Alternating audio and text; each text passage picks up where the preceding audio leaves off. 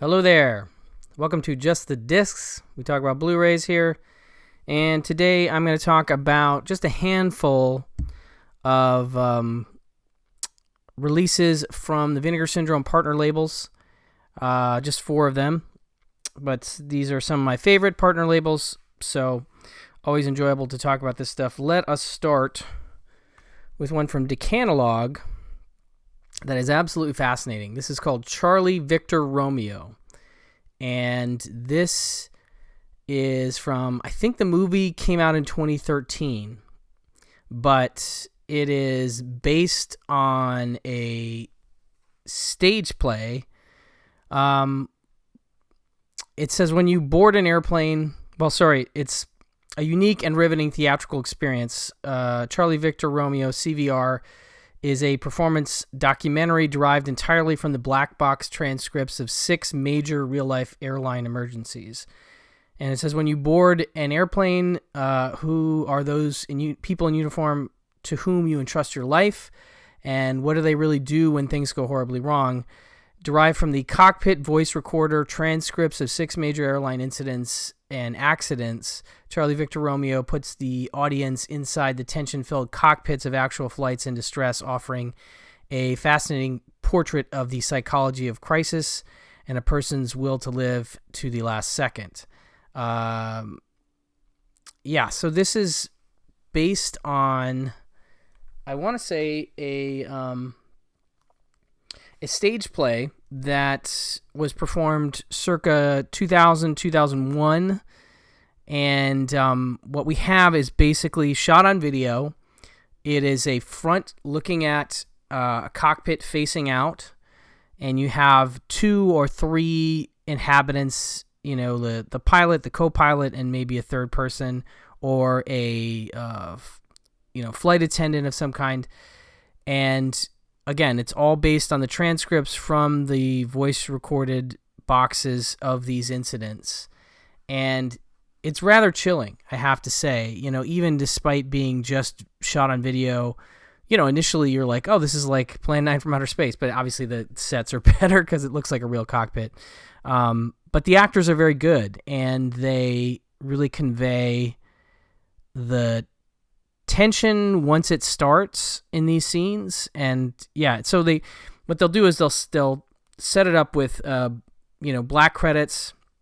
It'll say the date of the incident, and it'll say the flight number, and it'll show some general schematics of the plane and maybe a sort of a diagram of the potential crash itself.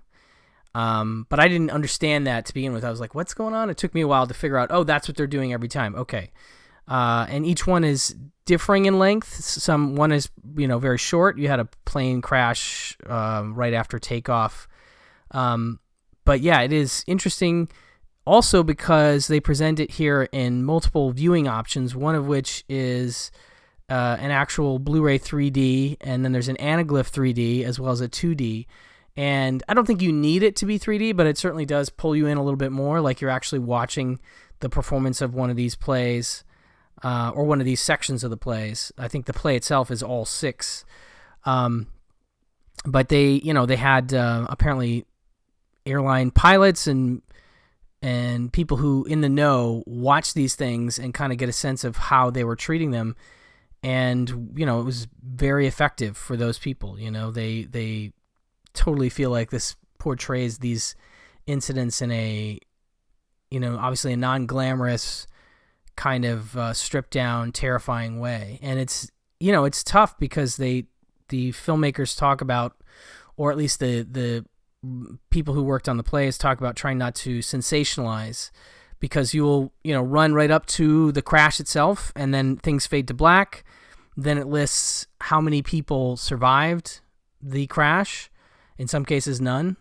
And it's just an alarming sort of a picture of humanity in crisis and, right up to that moment of death. And so on that level, it sort of reminds me of Faces of Death or something like that, but it's not obviously as sensational as something, or as ridiculous as something as that, like that. This is just really fascinating drama to watch, and it's really captivating stuff. It's only about 80 minutes long. The cast consists of about 6 maybe different actors. So you see them sort of interchanged throughout these different little plays, but really fascinating release.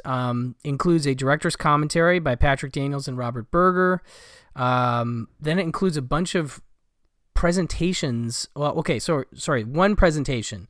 There is one crash at least where the pilot survives. It's actually, I had to go down sort of a rabbit hole watching these and kind of looking up these crashes, and there's one in particular that's like a miracle landing where, a good portion of the people survive. And so you have, in this case, the presentation from the captain of that plane at this place called NASA Dryden in May of 91. And so he explains everything that happens. And that's a great like commentary onto itself, with the real guy explaining like what went down.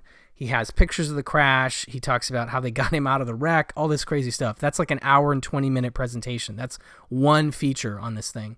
And then they have a couple of the Charlie Victor Romeo performances, recorded sections of them, scene 5, in a couple different locations with different casts. And then you have a PBS NewsHour cockpit drama from 2000 talking about the play and what inspired it and everything like that. And then another one called Medical Mistakes. That's a PBS NewsHour section that's shorter. These are about 12 to 15 minutes.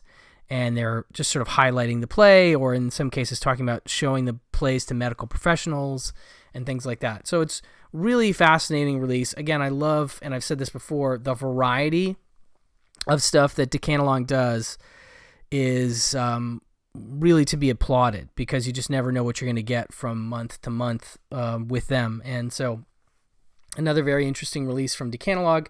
This has 2 discs. It includes Anaglyph 3D that you can use on your regular TV, or obviously if you have a 3D setup, which I do, I will probably watch it in 3D later. So you have a disc with the 2D and 3D film, and then you have another one with the Anaglyph and the special features, as well as a really nice booklet, which goes into specifics about some of these crashes and things like that, and more diagrams and stuff. It's pretty cool, pretty neat stuff. I gotta say, I'm very intrigued by this release. Definitely interesting, and it may come up again in just, I'm trying to do another favorites of the year releases, and this one just is so intriguing that I might have to include it in that. So anyway, that is Charlie Victor Romeo. The next up, we have another one from another very great partner label, and that is the Canadian International Pictures label. This one is called The Dog Who Stopped the War. This is another wintertime family film, if you will, sort of unconventional, unusual family film. Not as much as The Christmas Martian, which is absolutely insane, but definitely an interesting one. This is a 40th anniversary special edition, and it says, as the Christmas holidays begin, a group of 10 war-obsessed kids have a wave of inspiration. What if they spend the next 2 weeks engaged in a simulated war, armed only with shields, wooden swords, snowballs, and a fierce sense of competition? With a bounty chest waiting for the winners, the two sides gradually grow in size, and the war grows in importance, taking over all aspects of their lives. But then the sense of fun and excitement soon turns to something far darker, culminating in a tragic event that ensures this war will never be forgotten. One of Canada's most beloved and unusual family films, Andre Melissone's The Dog Who Stopped the War launched Tales for All, the career-spanning series that made producer Rock Demers, who also produced The Peanut Butter Solution, one of the great and strange family films from Canada of all time, made Rock Demers a legend. Featuring battle sequences both playful and harrowing, this film brings the imaginative world of children vividly to life with a genre movie sense of urgency, thanks in part to memorable synth score by Germaine Gauthier, recalling the kid-centric world of Charlie Brown while anticipating the mischief and melancholy of Home Alone. The Dog Who Stopped the War is festive family filmmaking at its best. Fascinating film from it's 40 years old now. So it's definitely something that feels of its time in a way. It's from 1984. And it's neat to see this world. Now I think it's natively a French film, but we have multiple versions here. We have the English version, we have the English theatrical, French theatrical, and English extended and French extended versions on this 2-disc set, which has the movies on one and features on another, scanned and restored in 2K from the original 35 camera negative by Elephant Mémoire de Cinéma Quebec, and includes, again, the theatrical and French extended and cuts.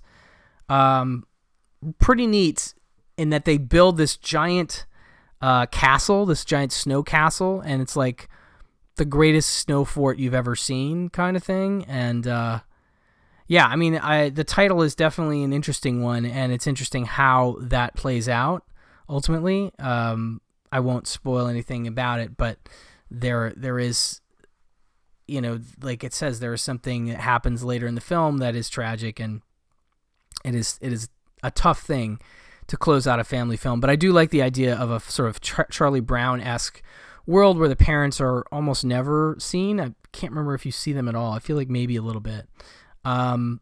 This has an audio commentary featuring author, filmmaker, historian Kayla Janice and writer, critic Ralph Alawani, and special guests as well.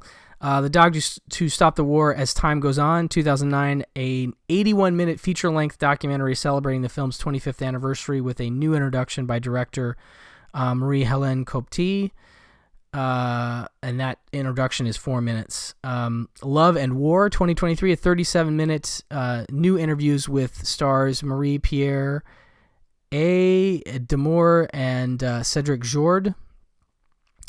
And An Important Message, 2023, 12 minutes. New interview with screenwriter Roger Canton. New audio interview with composer Germaine Gauthier, 16 minutes. That's new. Archival interview with producer Rock Demers from 99. That's 8 minutes. Archival interviews with Melisson and 10 members of the cast, 8 minutes. Deleted scenes in French and English, 2 minutes. Theatrical trailers for The Dog Who Stopped the War and 4 other Melisson films, 10 minutes. Booklet featuring a new essay on producer Nicole Robert and Fantasia programmer Marc Lamath, plus an extended interview with Demour and Jourde. Reversible artwork. So again, this is a 2-disc set where you're getting multiple versions of the film and features.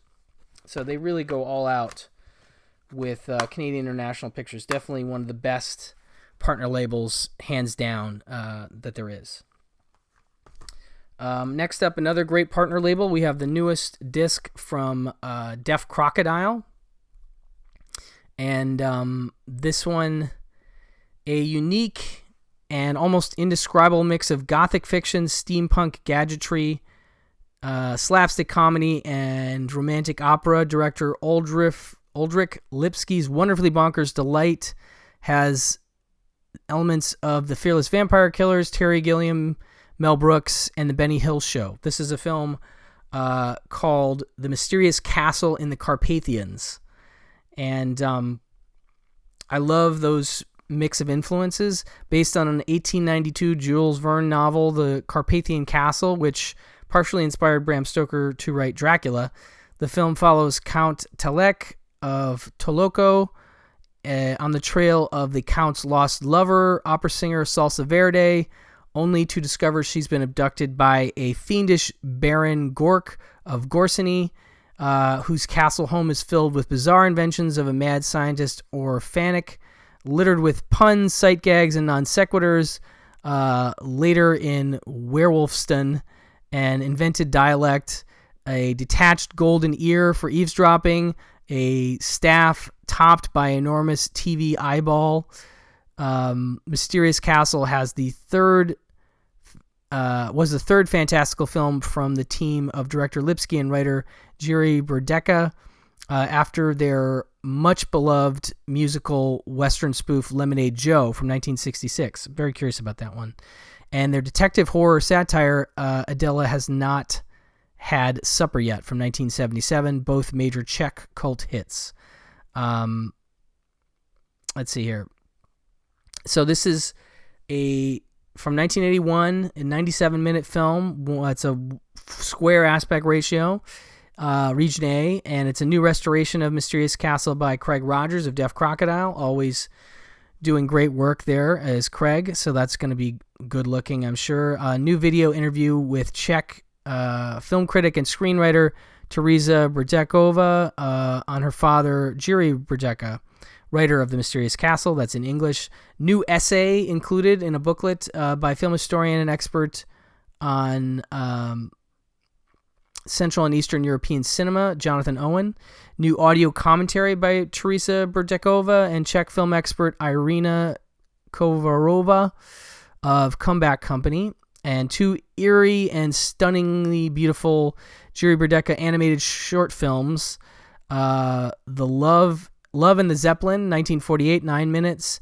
And Prince Copperslick, a.k.a. Prince Mendek's 13th Chamber, 1980, 9 minutes. Both in Czech with English subtitles. Universum Brdeka, 2017, an 84-minute feature-length documentary on the life and career of filmmaker, animator, screenwriter, and illustrator Jiri Brdeka, covering his childhood, his work as a screenwriter, and his own acclaimed work as an animator and director in Czech with English subtitles. So tons of nice features on this as usual. Look up the trailer to get a sense of like how bonkers this is. Very much looking forward to this one from Deaf Crocodile. And then lastly, we have one from the good folks at Saturn's Core Audio and Video.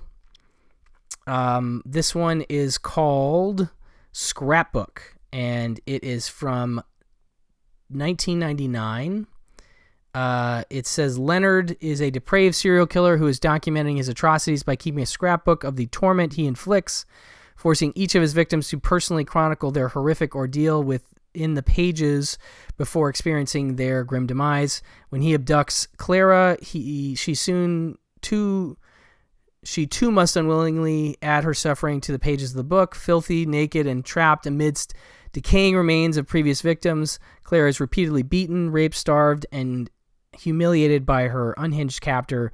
She soon realizes that her only hope for survival is to manipulate Leonard through her writing by authoring a final and cunning chapter to his macabre and cherished compendium of horrors.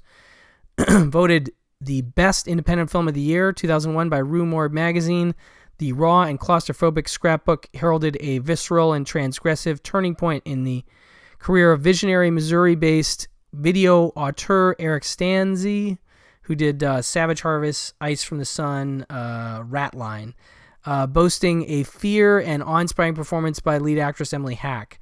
One of the most harrowing and disturbing depictions of a serial killer in cinematic history, Scrapbook polarizes audience, courted controversy, won festival awards, and incurred censorship, and foreshadowed the torture porn movement in horror that would flourish in the decade to come. Saturn's Core is proud to unleash Scrapbook fully uncut and uncensored in its first ever director-supervised Blu-ray edition. This is region-free. It has a new 2023 commentary with director Eric Stans, archival commentary track by Stans, actress Emily Hack, and producer Jeremy Wallace. Afterward, a look back at Scrapbook, a new 2023 retrospective documentary directed by Jason Christ, featuring interviews with director Eric Stans and Emily Hack, the making of Scrapbook, archival documentary from 2005, deleted scene, behind-the-scenes stills montage, Eric Stans, Wicked Pixel, cinema trailer vault, reversible artwork, etc. So this one sounds like maybe the least campy. Not to say that all the stuff they've released has been campy, but definitely a very serious, Henry Portrait of a Serial Killer kind of shot on video horror thing that maybe would be even more tough to watch because it's video for some reason. I think that would be something that would affect me a little bit differently. watching it as a video shot thing. So anyway, Scrapbook is the new one from Saturn's core, and that will do it for this round. Thank you so much for listening, and I will talk to you soon. Bye-bye.